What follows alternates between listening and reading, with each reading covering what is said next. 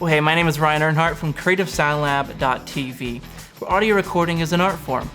Well, today I'm actually starting out something really cool. It's a whole new series on mixing drums without samples. A few months ago, I did a series on the mastering the art of recording drums without samples. I got a lot of good feedback, a lot of good questions, and it inspired this series that I'm starting today. I actually have laid down a fresh set of drum tracks just for this series so that we can break it apart, study it, and mix it. These drum tracks are to a song by Flint Ziegler called Lonely for You. Now, if you haven't seen the series yet on mastering the art of recording drums, then go ahead and watch that first. That'll get you to the point where we start today, with our drum tracks already being recorded and ready to mix. In addition to the PDF today, I'm actually giving you the raw tracks. And so instead of just watching the episode and listening, and that's meaningful, but I really want you to experience these concepts. So, use the technique for today and really soak it in. I'd love to hear what you can do with these tracks, so definitely check it out at the link. Now, one thing I do want to mention about this series is that everything will be in context. So we're going to be doing it without samples and in context of a song. And that's why this entire series is in context of that track by Flint Ziegler, Lonely for You. So part one is really just like the day after you get done recording. You have fresh ears, you haven't been blasting your ears all day with those sounds, with guitar amps and drums and whatever you may have been up to. And really this is just a fresh listen to the work that you've done. You really want to be listening out for certain things that are really well done, certain things that are really special about the recording, the work that you did. Maybe it's a certain tone out of the drums, maybe a certain tone out of the guitar. Hey, let's throw that in because mixing drums is not just about the drums. We're going to be mixing in context for this whole thing. And so really, what is it that our priorities are in the mix? And not everything can have the spotlight, so we really have to break this down and talk about our priorities. So let's go over to the studio glass and talk about the priorities of the mix. Okay, so we've done all of our listening. We really understand what kind of sounds that we have to work with. And like I said, everything is in context here. It doesn't do us any good to make our mix with just huge sounding toms when we don't know how it's going to interact with other elements in our mix. So if this were left and this were the right-hand side of our mix, and this were anything that were panned down the middle of our mix, like I said, if we have huge toms, let's say that a tom is kind of panned over here to one side and another tom is over here. We have the bass guitar down the middle.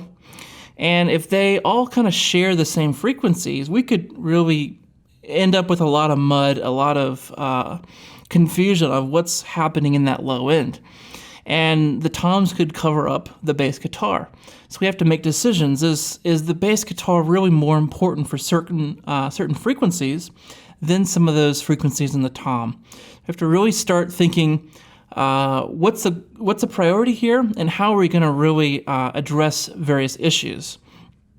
It doesn't do us any good to make, say, the kick super huge, the snare super huge, unless we really know what our goal is down the road. This is why we listen first, then we make our priorities of how to really tackle the mix. And of course, everything is in context.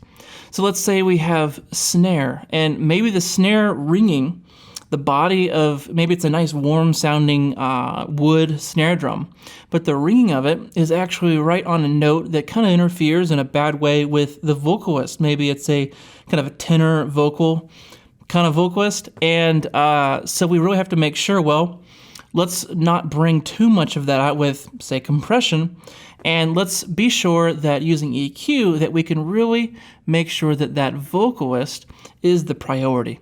The snare can kind of come in under that, but we have to always establish a priority of what is most important. The most important thing is not snare drum. If we were to be just soloing tracks all day, we would lose focus and we would think, it's definitely going to be the snare drum. We make our toms super huge and we just forget everything else about the mix. But that's really not how it works. We have to make sure that our priorities are respected and preserved. Here's a quick sample of the types of drum sounds we're going to get in the next few minutes. What you're hearing is no compression on the drums. I simply pulled up the faders and used panning to get a very general mix. Empty, but I keep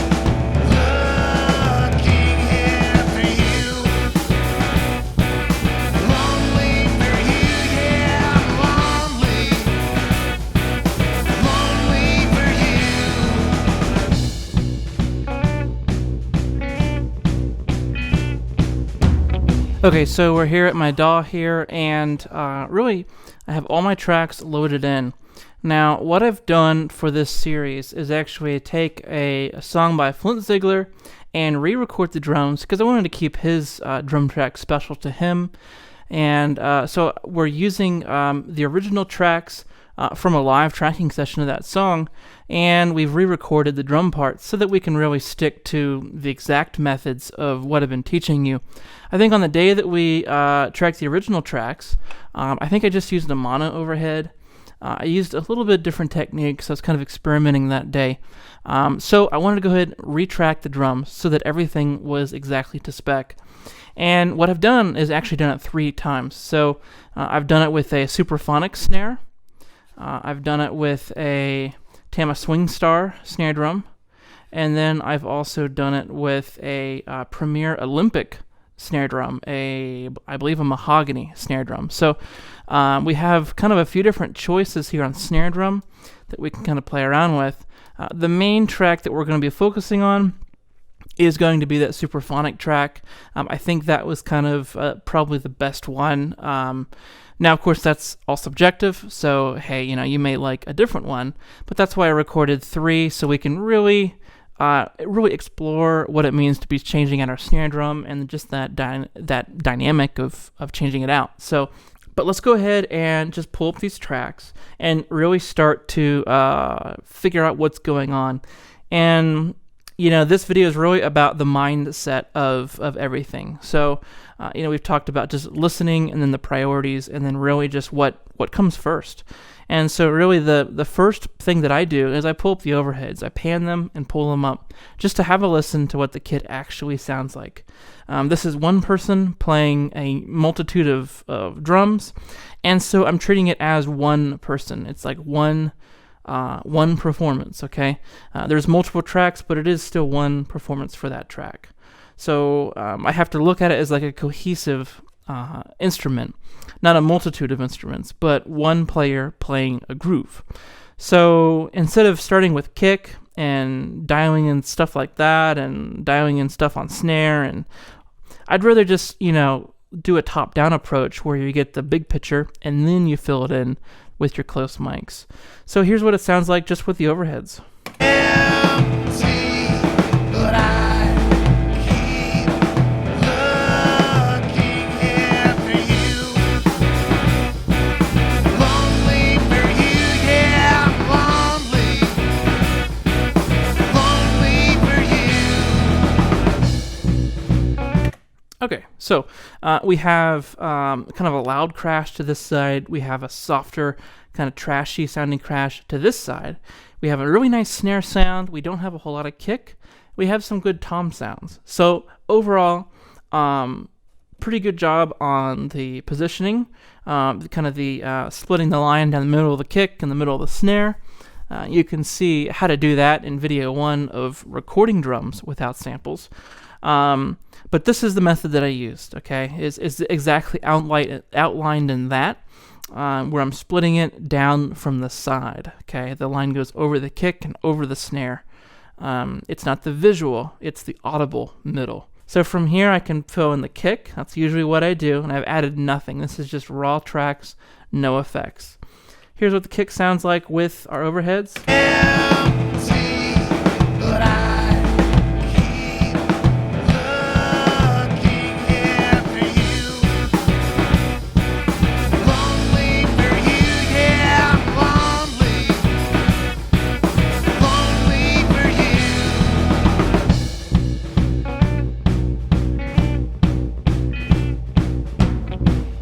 There was nothing but a drop.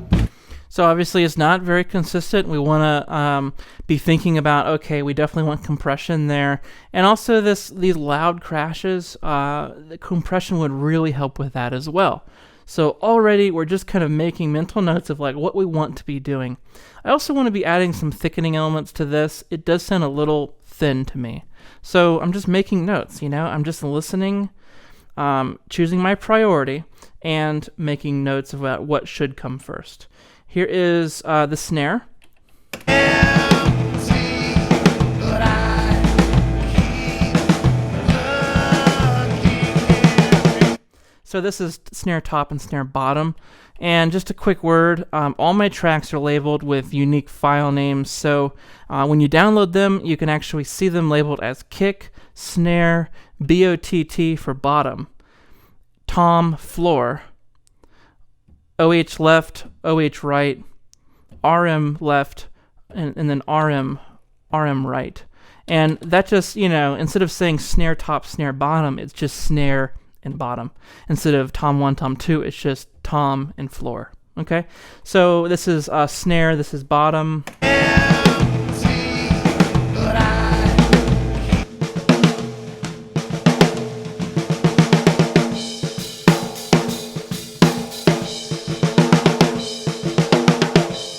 Okay. Now, most would be like, wow, why didn't the drummer muffle any of that? Okay, he's an idiot. Somebody missed something on that. But you know what? I think muffling really affects more than just the sustain. It affects the attack. We lose a bit of the mojo from the attack, and we lose the life of the drum. And so I'd rather let it ring a little bit, and that ring's going to get lost in the mix anyhow. And that way, the attack of the drum is still left intact.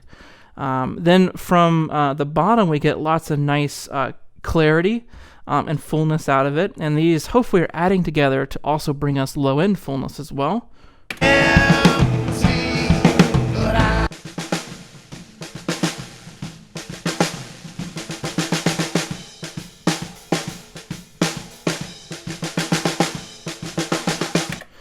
Okay, so these tracks I'm sure are sounding a lot like yours, and it's just hard to know what the tracks should sound like when they're, close mic like this. They always sound a little funny.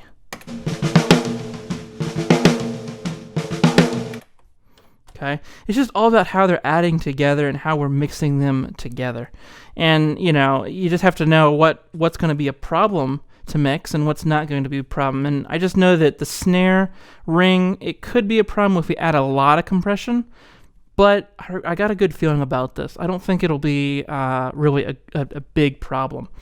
From here, let's move on and have a listen to what the toms are doing.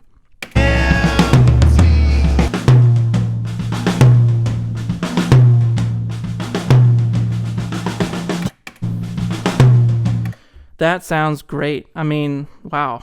And I think that's the M179 on the tom, kind of at a 45-degree angle, about 2 inches up. Here's the floor.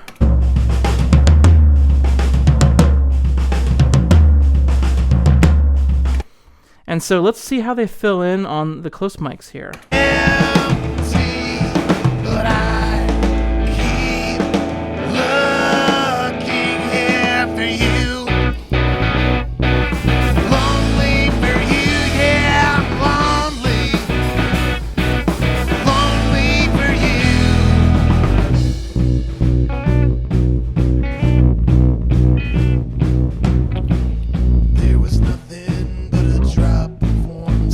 So I'm mixing in context here. I'm looking out for the bass so I can kind of hear how the kick's going to interact with the bass, and just kind of giving myself a realistic context, going back and forth between the other tracks and then my drum track.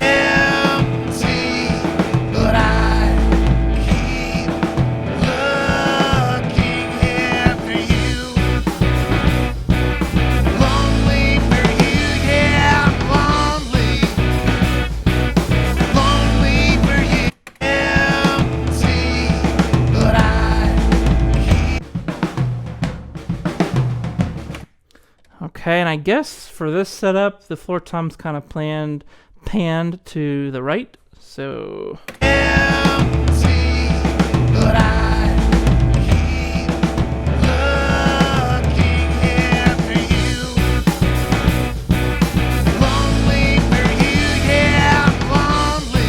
Then what I'm going to do is, now that I kind of have my balance, let's check back once more to the context of these drum tracks and kind of pull up the guitar, because usually I like to see how things are kind of slightly covering up the drums, just to kind of see how they're interacting.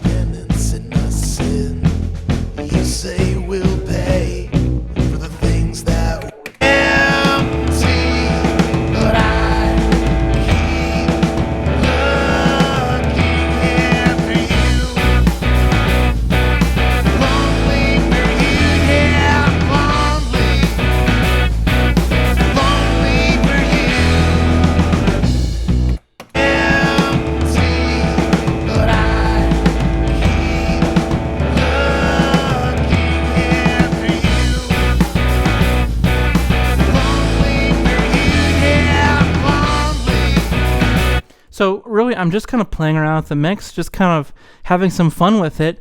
Everything is completely raw at this point, okay? Literally, for this series, I've just gone at the microphone directly to the preamp directly to my converters. So this is literally as straight and direct as you can get. And I'm literally just getting some levels here and seeing what plays nice and what doesn't play nice, and really see, okay, what should I be looking for when I'm adding compression and EQ, gating, and on down the line with our kind of procedures that we're going to be applying different effects and things to make this mix happen. And one thing we haven't checked out yet is actually the room mics. And for this, I did it in kind of the classic, not the classic way, but kind of the prescribed way that I demonstrated for you. It's literally SM57s. I chose a mic that everybody would have just to demonstrate that, like, yes, this can be done. And it's only a few feet away from the kit, and it's just pointing out. And so it's getting everything but the kit in its cardioid polar pattern. And so I have two mics pointing out away from the drum kit, and then we're going to just hard pan them and pull them up and see what they do for our drum sound.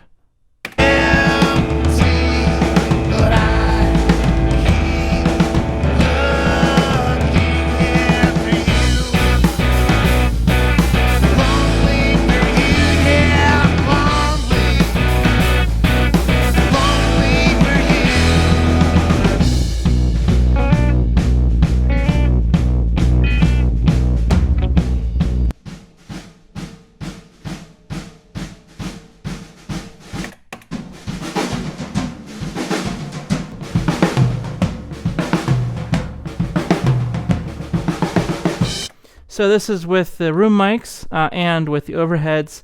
Keep in mind that everything is really quite close, okay? There's no microphone that's more than, say, 5 feet away, okay? The overheads, let's call that 3 to 4.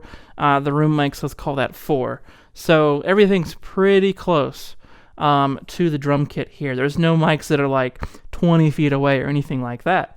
And really, just by using the polar patterns of the mics, we've able to get quite a bit of depth here.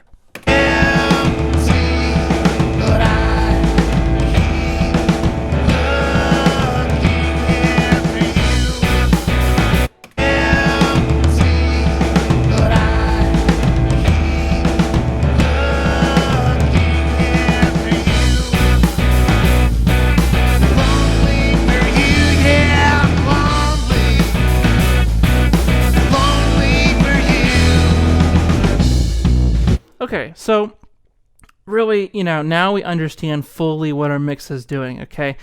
Our vocals all over the place. The bass, we have two options, kind of a distorted amp kind of bass and a direct in kind of bass. Our guitar doesn't sound very full, and so we're going to be relying on a lot of the toms to fill out that low end, but hopefully not interfering with this low end of the bass guitar here. Let's see how much room we have for our toms.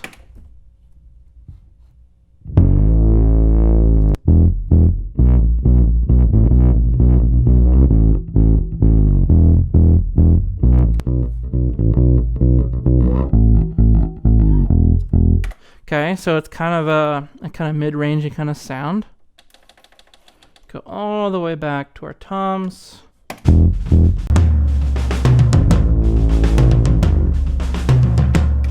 Yeah, so there's going to be a little bit of overlap here, but it's not really bad overlap, I don't think.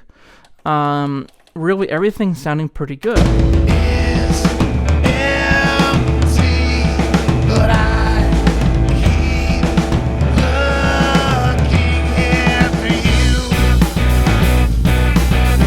Okay, it's a single performer, so I treat it as a single instrument with multiple elements. This is no different than using multiple mics on one acoustic guitar. It's just miking up and highlighting different elements. They happen to be different membranes and vibrating elements and pitches, but it's really kind of like, miking up a piano with multiple mics or something like that. Obviously, we don't have 88 mics on a piano, and we do mic every drum. We don't mic every cymbal, but really we're treating it as as one element. We get that from our overheads. That's why I stress the importance in part 1 of recording drums without samples about these overheads, because they are the foundation for the entire layout of the kit. And so it's really important to get these sounding good. Okay, so not bad at all, especially just for pulling it up. Then we have the filling in mics. So we're filling in the outline that this is creating for us. And so we then go to kick, then we go to snare. What I've found is I like the snare sound of my overheads. So this one's kind of a thickener for this sound. And then this one's kind of the high end, the buzzy snare sound. On its own, it sounds pretty bad, but when added into the mix,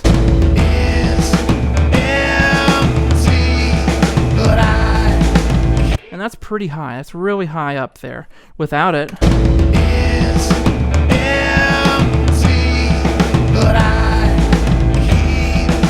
so, this is just an SM57. I did take the transformer out of it, and then I used my 500 ohm XLR cable to plug into the preamp. You can find more on that in my other videos, like the secret weapons of my recording studio video and the modded 57 video. That's all this is a very common mic. These are a $150 microphone on the toms. Really digging that sound out of the gate. This is my R88. This is a M88 on kick, and then SM57s for my room mics, just pointed out. So that's really how I approach the kit. I don't start with one drum and solo it. Usually I always have other tracks going, and I'm able to think, okay, how many other things do I have in the mix? And then what do my drums sound like, starting with these overheads. Okay, so that was just a quick overview of my mixing technique, and obviously this is going to be a series of several videos. But it really starts by reviewing your tracks, by listening. You really don't know where you're going unless you first observe what's there and really how to approach it. So go ahead and pull up all the tracks and give yourself a score about how well you did on tracking day. What do you like? What do you don't like? Then from there, you develop a series of priorities. And of course, this is in context, so it may just be the kick and the snare is kind of a priority for being huge in the mix. Maybe you can't make the priority the low floor tom because it would clash with the bass or something like that. So you really have to kind of pick and choose what's the absolute priority and really what needs to be the focus. You can't have every single thing in a mix, including bass, drums, guitar, vocal, be to the full bandwidth to be just huge. The mix would just be all over the place. It would be oversaturated. And so really mixing drums, we're going to be covering this in context. And so in context, what does this kick actually sound like when it's being covered up by blaring guitars, for example? In context, what does this cymbal compression sound like in the context of a mix with the guitars blaring as well? And so certain things may poke out through the mix, certain things may not. And so this is where we really start to develop the bird's eye view of how we're going to be attacking this mix. We've done our listening, we've developed the priorities. And then the third thing is, where do we start? So where am I going to start with this? Okay, and really this is going to be in the overheads, working our way down to the close mics. Really feeling at that stereo image and treating the kit as one cohesive instrument. There's many people that record it with thinking that, okay, it's the kick and then there's the snare and then there's the other elements, and it's kind of a grouping of multiple instruments. But it is performed by one person, and the overhead mic really shows us what that one person sounds like doing one task, playing the part of the drums. So I really start there and then fill it in using the close mics. Now next week is going to be even cooler. This was just a general approach to, okay, here's what we're going to be covering. Next week is going to be really digging into compression. Everything that I do with compressors for drums, we're going to be covering. Specifically, we're going to be covering how to shape notes, how to shape sustain, and special techniques that I use only with drums using compression. So I hope you join me next week. I'll see you then.